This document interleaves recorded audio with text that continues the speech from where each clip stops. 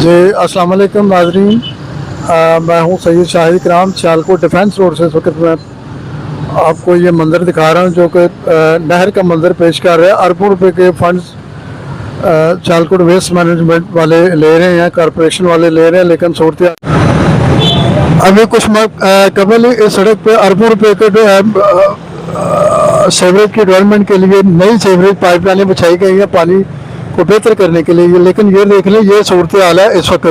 Overall जो है ना वो डिफेंस रोड ऐसे जैसे नहर बनी हुई है और लोग परेशान हैं इस वक्त, पानी पानी हर तरफ।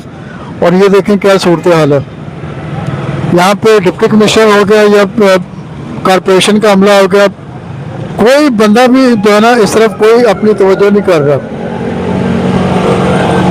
और कहीं भी कोई वेस्ट मैनेजमेंट का अमला जो है ना वो पानी का जो बहरान है इस वक्त जो सड़कों पे पानी है उसको निकालने के लिए कोई बंदा भी नहीं आ रहा, जबकि लोग परेशान है। 1.5 फुट पानी जो है ना वो फुट सड़कों पे खड़ा है, जिससे कारोबार तो बिल्कुल ही मुअत्तल है। उसके साथ साथ ट्रैफिक की जो आनी है वो भी शदीद मुतासर हो रही है।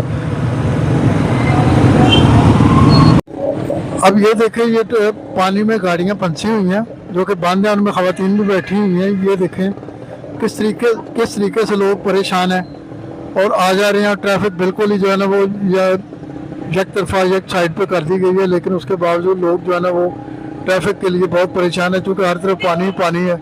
और यहाँ पे देखें तमाम शॉप्स भी जो है ना वो बंद है, इसलिए कि यहाँ पानी के बहाव की वजह से बिल्कुल ही सारा सिलसिला जो है ना